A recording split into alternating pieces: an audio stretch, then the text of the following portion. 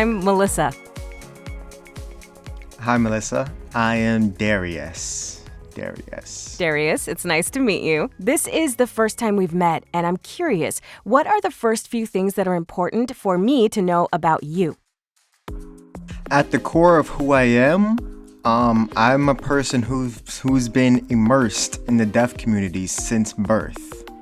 That's a big part of myself. I am hard of hearing. I hear very well. This is another side of me that when people meet me, they sometimes don't notice. It's more like, oh, you can hear. Well, cool. Yeah, I'm strongly proud of my Black identity, and I think those things really encompass who I am. Is there anyone in your life who was a key part of your success? If I had to choose one person above all, it would probably be my mom. Tell me more. Yeah, so my mom is deaf. She attended Gallaudet herself. And I might get this wrong, but I think around 84. Mom, don't kill me. Well, she started in 84, but she left before completing her degree to go to work. She got pregnant, had kids, and life became real for her with all of her responsibilities. One thing she's always preached to me and my sister, really all three of us, my brother, my sister, and I, was to finish school. She said this because she has never experienced it herself and went through life without, seeing that there are limitations and a glass ceiling, as well as, strains and growth. However, she always encouraged my sister and I to finish, even in times where I had financial difficulties and I had to take out loans. My mom was always willing to co-sign these loans and do whatever it takes to support me and ensure I finished. Thank you for sharing. Of course, I want to ask you how being at Gallaudet connects with the three things you mentioned. I would love to hear more about how it was being at Gallaudet while being able to hear well and being Black. Well, for me, I have felt a little bit confused about my identity a few times in my life. As things happened, I would question who I am.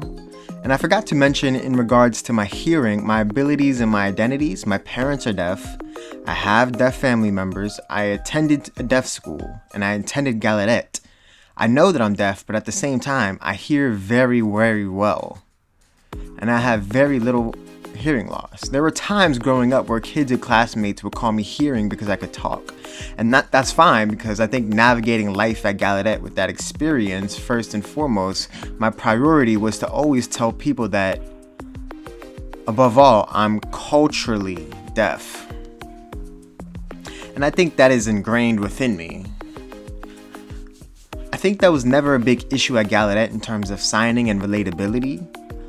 With those who have a hard time signing, I have the flexibility to accommodate them with SimCom or talking. This was interesting. Like, my Black identity at Gallaudet was interesting too. I think it became stronger as I got older in high school. When the issue with Trayvon Martin had, I believe that sparked a lot of questions and introspection for the whole world, and it caused us to think and look at things more. So when I got to Gallaudet, it was nice because I had friends before I came, and it helped the transition. But when I entered the BSU, the Black Student Union, that's when I really felt like I had found my tribe. People around me who I bonded with and supported each other. So these two things, they were great at Gallaudet.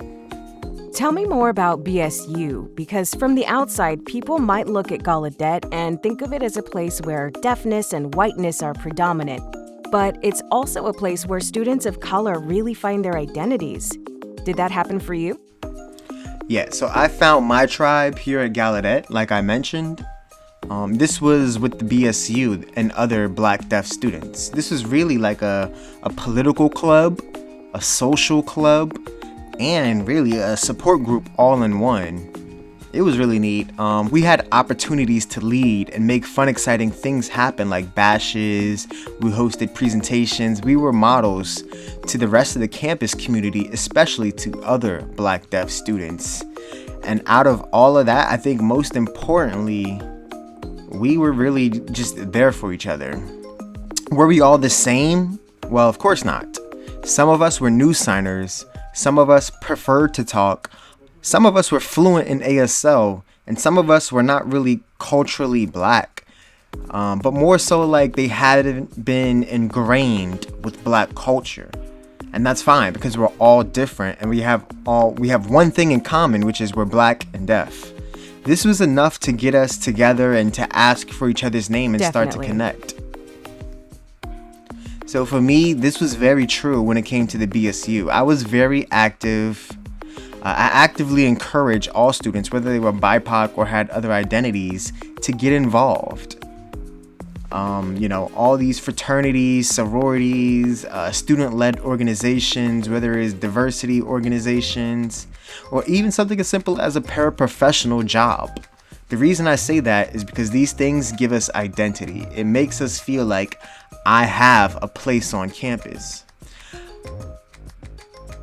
For instance, I work at the dean's office as a student assistant. This is my place where I feel ingrained and have a role here. For student athletes, I'm a football player. I'm a volleyball player. I have a team. I have a community. Everyone has their own community and tribe. This is key. When people go through life, not just university, but life with no one, no support, they feel lost. They feel like there's no purpose in being here. Yes. So definitely get involved and find your tribe. I think that's probably one of the best explanations I've ever seen that validates why Gallaudet is not just about academics.